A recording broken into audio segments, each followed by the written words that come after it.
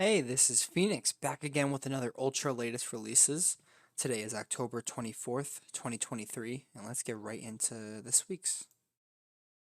Starting off, we got Mortal Kombat Onslaught custom comic by Tim Seeley and Dexter Soy, which is amazing. This says October 31st, so if you're a Mortal Kombat fan, it's already on here. Oh, here's all the pencils and inks and cover if you want to see it. Looks pretty sick. I'm definitely going to read that. If you're a big Mortal Kombat fan. I forgot they do some DC books. They're connected, Warner Brothers. So that's a must read. Batman, Catwoman, the Gotham War, Red Hood #1. I would say skip. You don't need tie-ins for a 5 issue mini event. That's not really an event. It's literally just a crossover. Unless you care about Red Hood stuff, because it does. I mean, it ties directly into the book, of course. But for me, it's skip. But if you have the app already and you want to just read it, then go ahead. Because I was buying this stuff physically, because I am buying right now just the Batman comics, and I decided to buy these, but stopped. Next, oh, we got some good ones here. The Flash #1, Simon Spurrier and Mike Deodato Jr.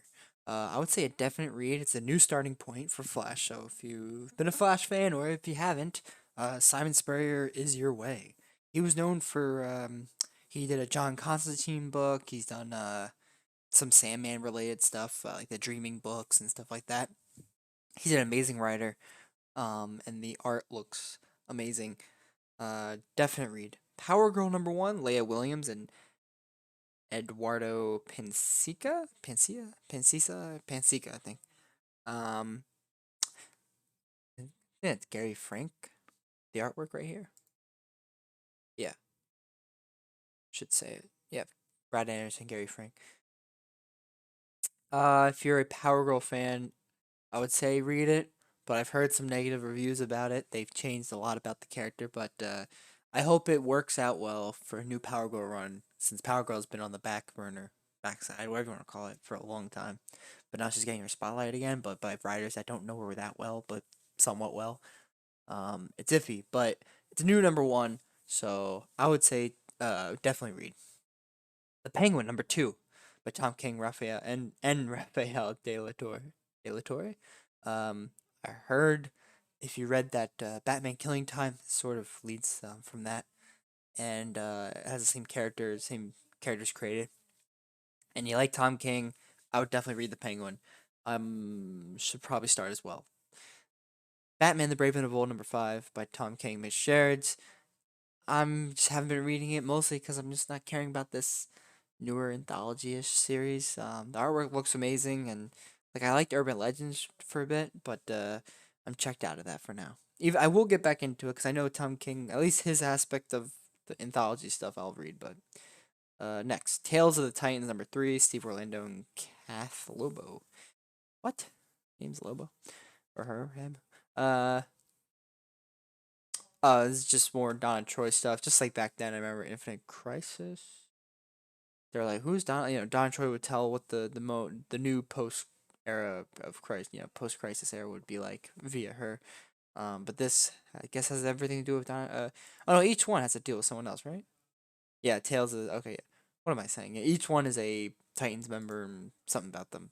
But if you love Titans, definitely read that. Green Arrow #4, Joshua Williamson and Sean Isaacs.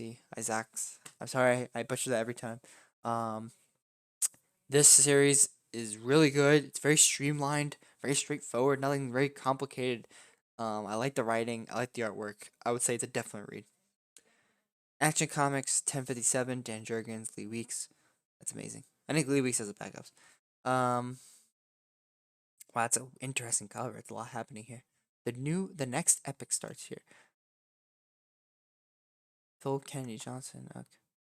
Oh yeah, he's getting off the book soon, right? If I recall.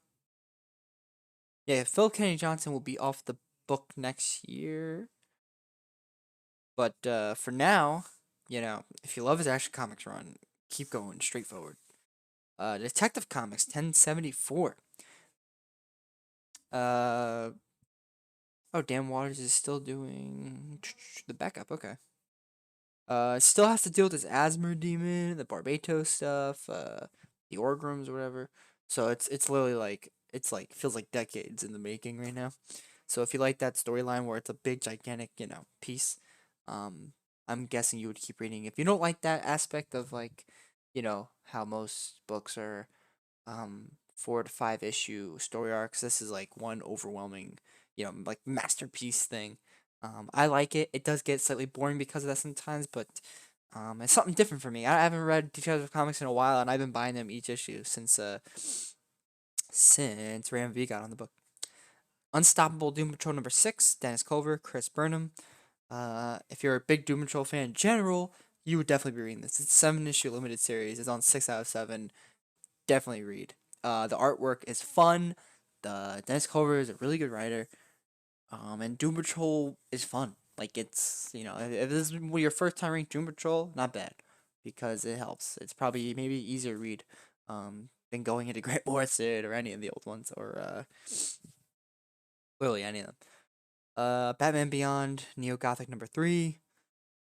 Sadly, I can care less about that stuff right now. I mean, like Batman Beyond, good show, but every time he's been added into the comics, it's not my thing. I don't know. I just never got into it. But you let me know about this one, like this current Batman Beyond stuff. Spirit World #5. I'm happy they're still doing these books. Um, Spirit World, I think, is my favorite out of the three. Spirit World, Vigil, and City Boy. I almost forgot the other. But Spirit World is my favorite, probably. Static Shadows of Dakota #6. Vita Ayala, Nicholas Draper Ivy.